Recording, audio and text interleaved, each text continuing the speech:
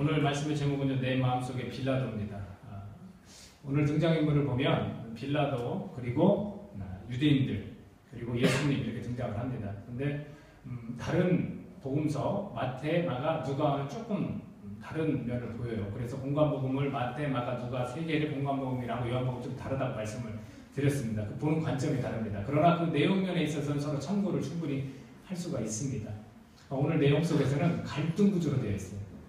예수님과 이렇게 대화를 하면서 빌라도의 그 내면의 어떤 그런 모습일지 아니면 본연이 갖고 있는 그런 직책에서 나오는 그런 모습일지는 잘 모르겠지만 갈등 구조로 되어 있어요. 이런 거 같다가 저런 거 같다가 이런 모습을 보이고 있습니다. 유대인들은 누구냐면 대제사장들이에요. 대제사장들이 있었고 장로들이 있었어요. 그리고 서기관들이 있고 그 아랫사람들이 있습니다. 유대인들 전체를 포함한 그 무리가 어떤 지금 태도를 보이면 무조건 죽이라는 거예요. 무조건 죽이라는 거였습니다. 그리고 요한복음에 뭐라고 기록했냐면 성경에서 말한 대로 응하여야 하기 때문에 실현되어야 하기 때문에라는 게 기록이 되어 있습니다. 하나님이 이미 오래전부터 계획했다는 얘기예요. 구약에 있는 그 내용들이 다 이것을 가르친다는 그런 얘기예요. 그러니까 이들은 자기들이 임의대로 하는 게 아니라 그 말씀에 쓰여진 대로 지금 어떻게 보면 그 사람 유대인들은 쓰임받고 있는 거예요. 하지만 인간적인 모습으로 볼 때는 되게 악한 거죠. 아무 죄도 없는 분이거든요. 근데 빌라도가 그걸 질문합니다. 빌라도는 어떤 사람인가를 먼저 볼 필요가 있는 것 같아요. 빌라도가 종교학 대사전에서 이 내용을 이렇게 설명해 주고 있습니다. 제5대 유대 총독이에요. 자, 로마를 다스리는 자는 황제예요. 가이사라. 황제를 뜻합니다. 황제가 있고 유대라는 이런 지역 안에 총독이 있어요. 그리고 헤롯 왕이라는 분봉 왕이라는 사람이 있어요. 그것은 이 유대 자체 내에서 세워진 왕이에요. 그러니까 그 민족들을 다스리는 왕이 있고 그 전체를 또 총괄하는 총독이 있고 이런 여러 군데군데 나라들을 다스렸던 로마 제국에는 황제가 있는 거예요. 그러니까 여기에 어떻게 보면 파송이 된 거죠. 파견이 돼서 그 일들을 감당하는 사람이 총독이에요. 제5대 유대 총독이고요. 재직은 26에서 36년 정도 했다고 그렇게 합니다. 그리고 생물연대, 태어나고 죽은 연대는 정확하지 않습니다. 라틴어로 이 본디오 빌라도, 우리 사도신경을 읽을 때 본디오 빌라도에게 고난을 받았다 그러잖아요. 그 본디오 빌라도 라틴어로 읽으면 폰티우스 필라투스라고 합니다. 이 폰티우스 필라투스라고 하는데 총독 취임 시에 로마 황제상을 그린 군기를 들고 예루살렘에 입성하거나 수도의 건설 자금을 예루살렘 신전의 금고에서 유용하고 이에 항의하는 민중을 학살하는 등 로마의 권력을 배경으로 고압적인 반유대 정책을 취했다고 합니다. 그러나 예수 그리스도의 재판 시에는 유대교도의 압력에 굴복해서 본의 아니게 그를 십자가형에 처했습니다. 그 후 실정을 거듭한 결과 36년에 사마리아의 민중 학살 사건으로 로마에 송환되어 자살했다고도 전해지고 또는 그리스도 교도가 되었다는 전승도 있습니다. 확실하진 않습니다.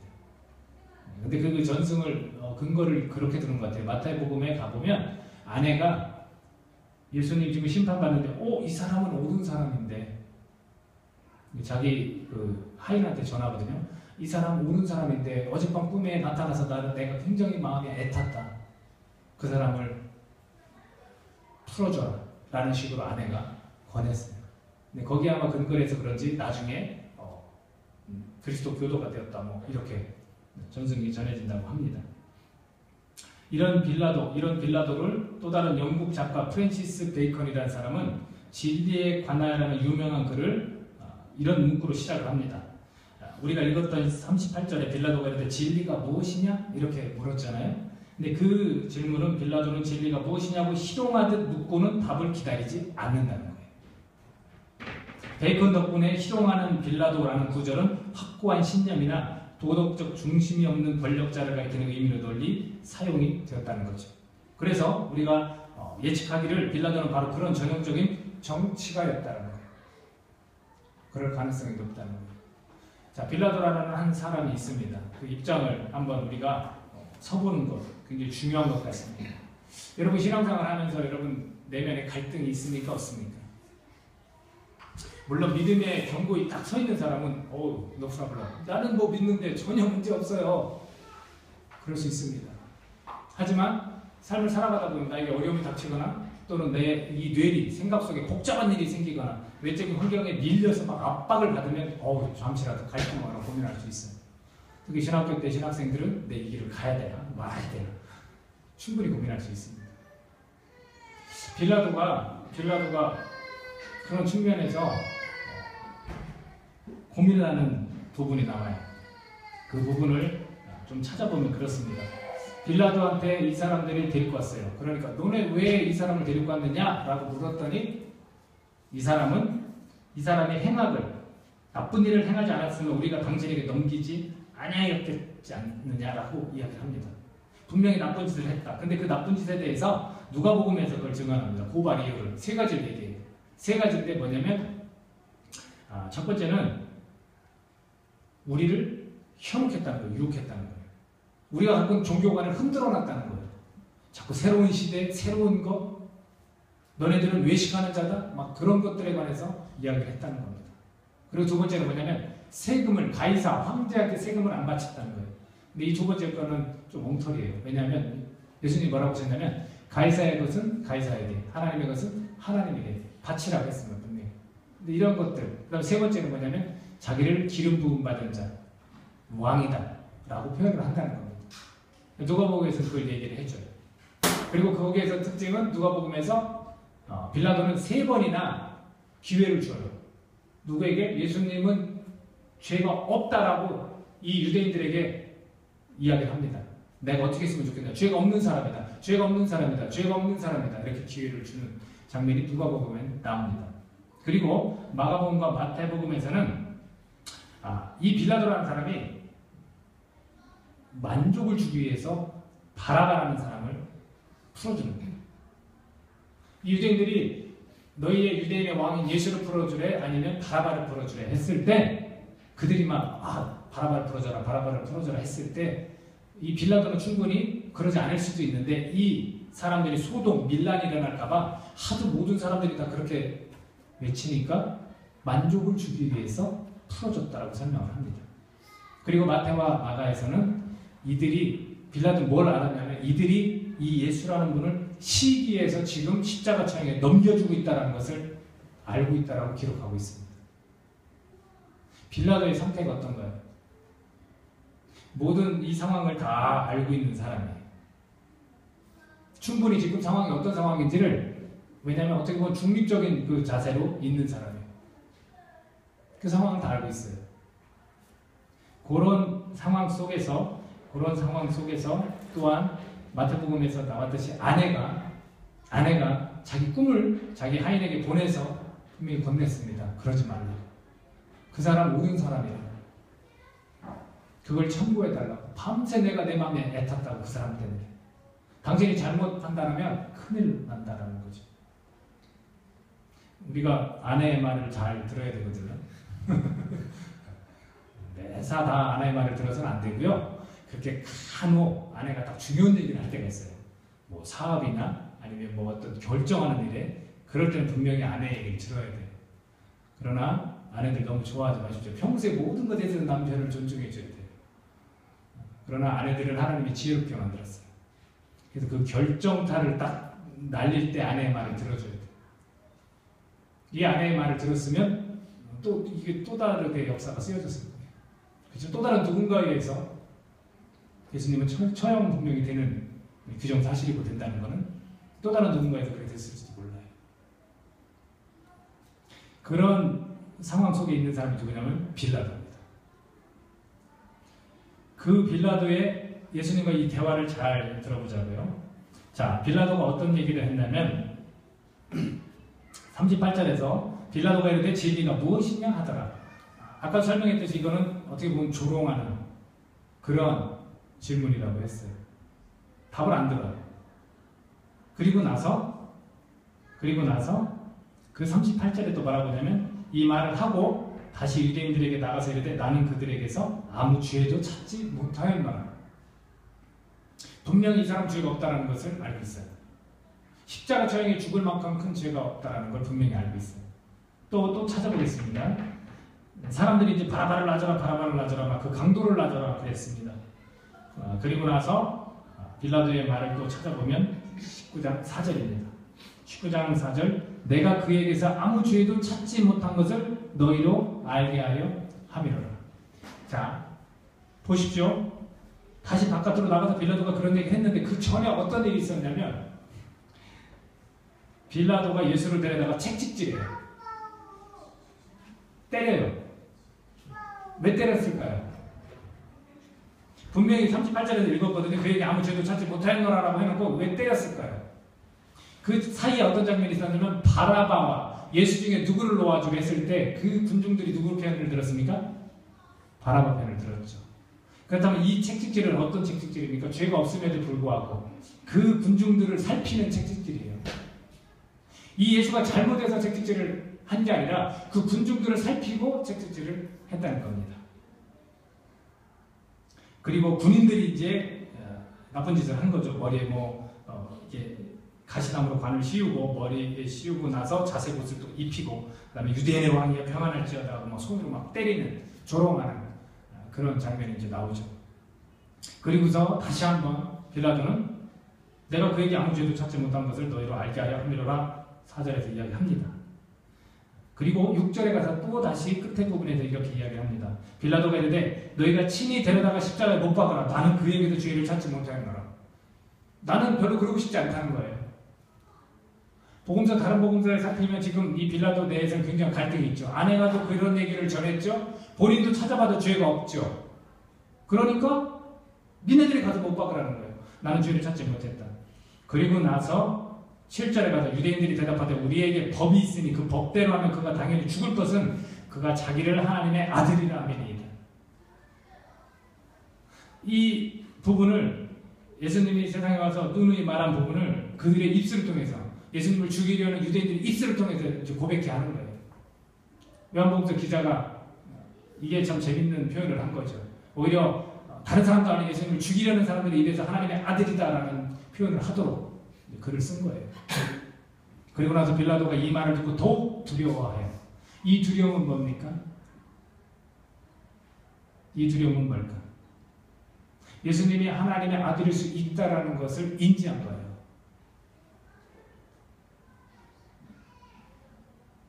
그리고 나서 12절에 가보면 이러함으로 빌라도가 예수를 놓으려고 힘썼으나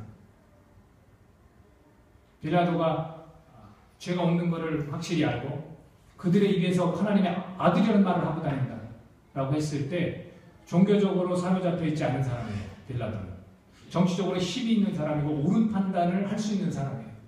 그 사람이 평가하기를 죄가 없고 하나님의 아들일 수 있다라는 인식을 하고 힘썼어요. 예수를 놓으려고 힘썼다는 겁니다.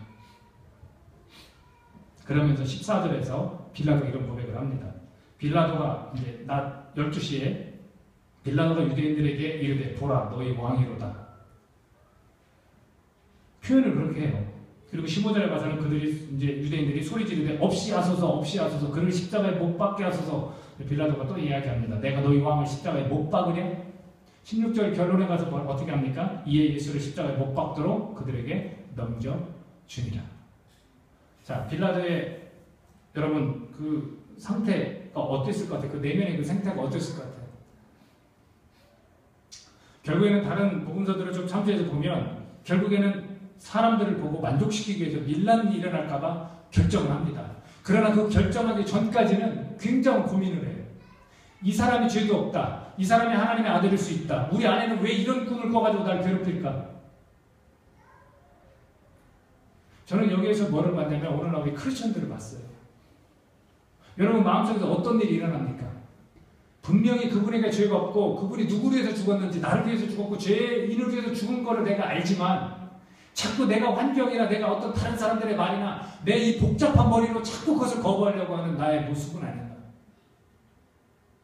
끝내는 예수를 그렇게 해서 십자가에 박혀 죽입니다.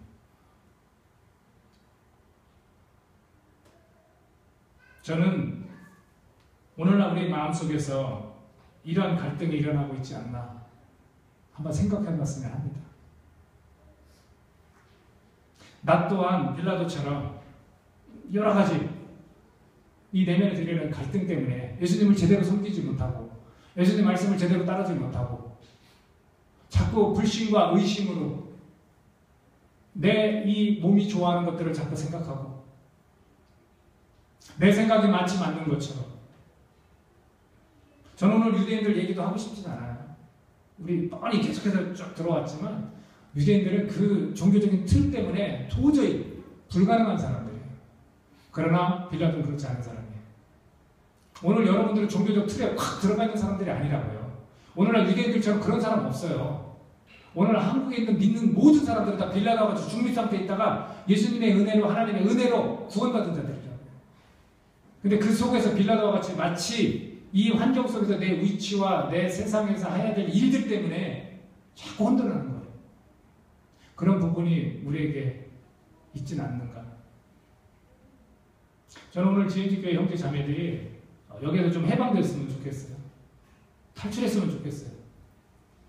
확실히 내가 내 내면에 있는 갈등, 그것을 좀 들여다봤으면 좋겠다는 겁니다. 이 대목에서 저는 한 가지 크게 깨달은 게 있어요. 여러분, 이 바라바는 누구냐면요, 민중운동을 하다가 말이 그래요. 사람들을 죽인 살인자예요. 십자가에 누가 달립니까? 그 당시 십자가 누가 달립니까? 살인자만 달릴 수 있어요. 그리고 그보다 더 살인자 비슷한 죄가 굉장히 중한 사람만 달릴 수 있는 게 십자가입니다. 근데 사람들은 외쳤죠. 살인자를 살려줄까요? 아니면 세상을 구원할 구원자를 살려줄까요? 했을 때 살인자를 살려달라고 했어요. 그 십자가는 다시 말해서 강도만 달려있는 십자가입니다.